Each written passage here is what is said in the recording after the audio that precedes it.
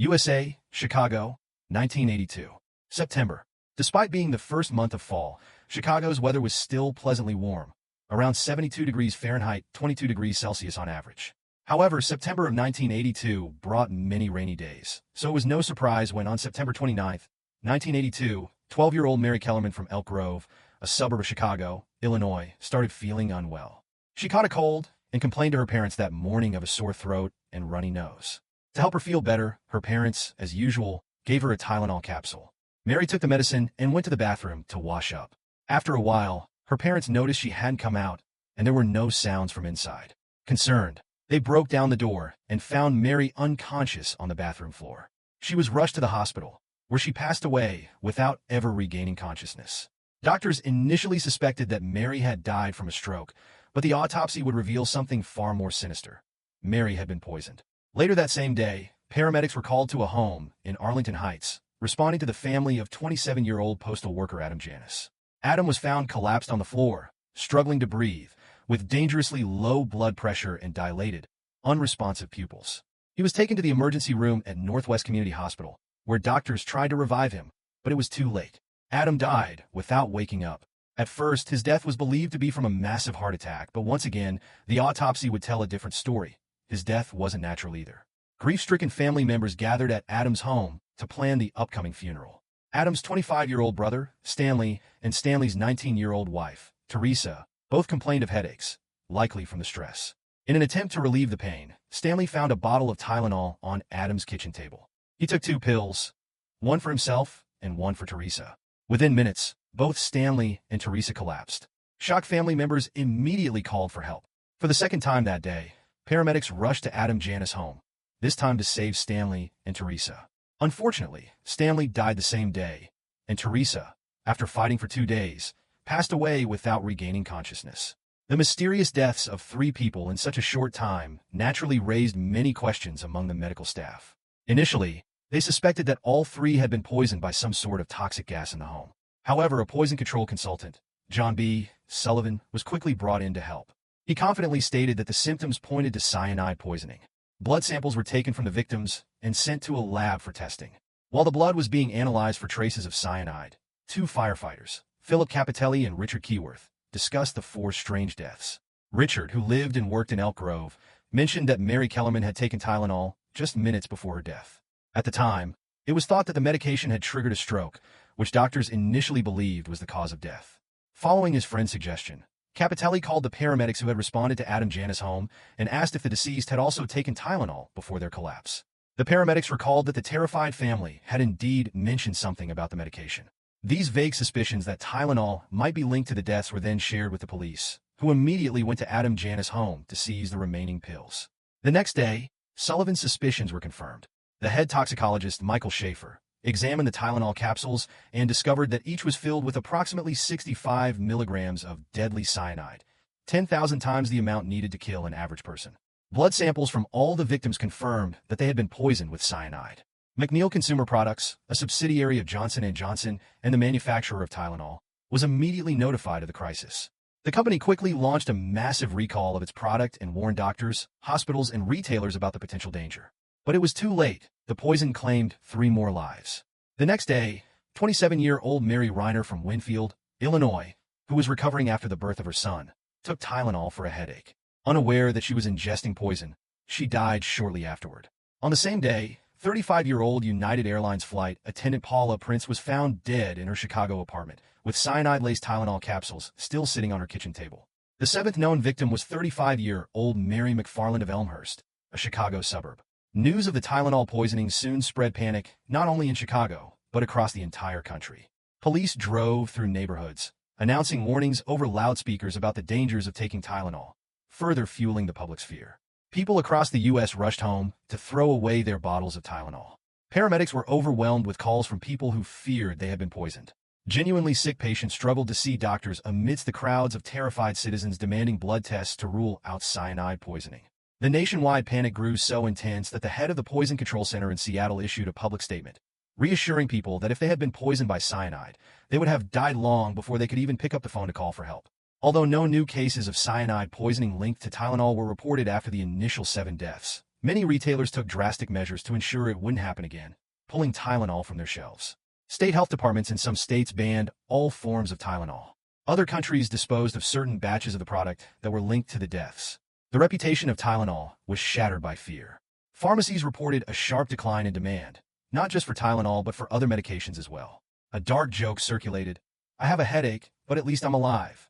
At stake was not only the reputation of McNeil Consumer Products, which manufactured the tainted Tylenol capsules, but also the reputation of its parent company, Johnson & Johnson, J&J. A drug that had once been trusted by millions was now associated with death.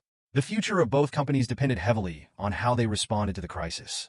To their credit, they managed to create a strategy that would later be seen as a model of corporate crisis management.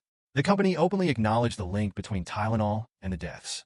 They did not interfere with media coverage, nor did they try to stop grieving families from speaking out, no matter how painful their words might be. Top executives from the company even attended the funerals of the first 3 poisoning victims, which were broadcast live across the country.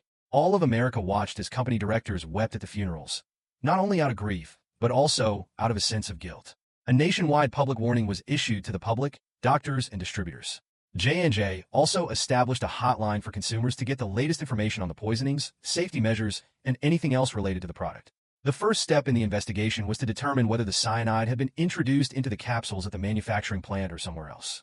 The FDA and law enforcement agencies suggested that someone had methodically removed packages of Tylenol from store shelves, filled the capsules with cyanide, and returned them to the shelves later. This theory was supported by the fact that the poisonings occurred only in Chicago, despite the product being distributed nationwide. Investigators had no leads on who could have committed such a heinous crime, and they feared that more deaths could occur if the perpetrator wasn't caught quickly. On October 2, 1982, police found another contaminated package, out of thousands tested, at a pharmacy in a Chicago suburb. A total of 38 packages were eventually found. Eager to put an end to the senseless deaths, J&J offered a $10,000 reward for information leading to the arrest of the perpetrator.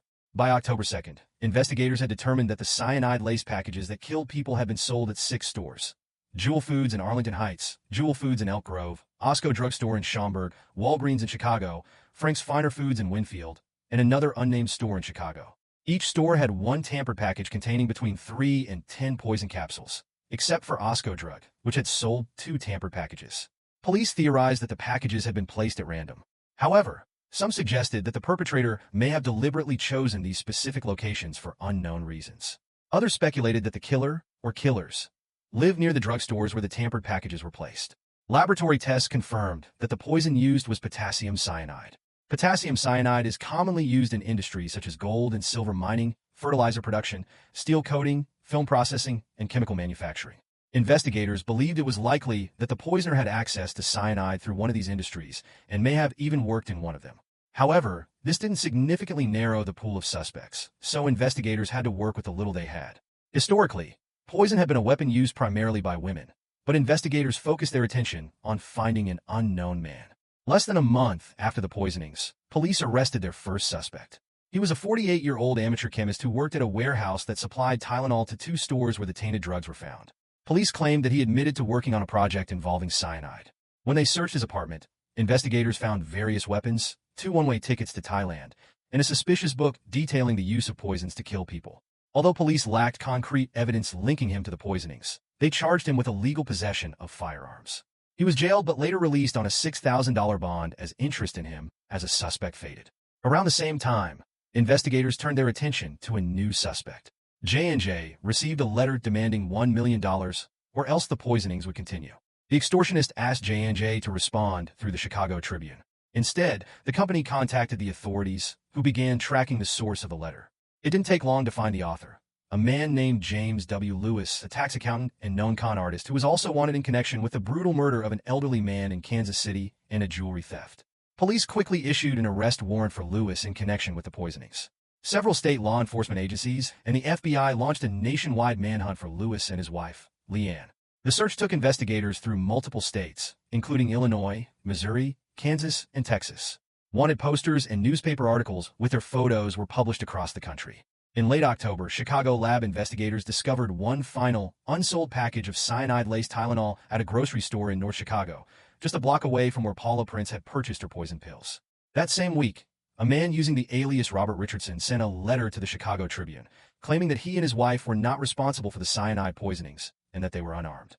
Robert Richardson was one of many aliases used by James W. Lewis. Investigators confirmed that the letter had been sent from New York. A month after Tylenol was reintroduced to the market, FBI agents received another tip about Lewis' whereabouts. Investigators learned from a librarian that Lewis had been spotted several times at the New York Public Library. The librarian said she recognized him from the wanted posters around the city. On December 13, 1982, FBI agents arrested Lewis in the reading room of the New York Public Library. Lewis initially took an ill-advised stance. Despite denying any involvement in the poisonings, he also claimed that he hadn't written the extortion letters, although his handwriting and fingerprints were clearly identified on the letters. However, beyond those letters, investigators found no evidence linking James Lewis or his wife to the cyanide poisonings. Police records showed that when the tampered drugs were placed on store shelves, Lewis had been living in a hotel in New York, and there was no evidence that he had been in Chicago at the time of the poisonings. Thus, both the FBI and Chicago police were forced to admit that the killer was still at large. Although Lewis was never convicted for the Tylenol murders, he was eventually found guilty of extortion and 6 unrelated counts of credit card fraud. He was sentenced to 20 years in prison and served 13 of them. To this day, the identity and motive of the person who poisoned those people remain a mystery.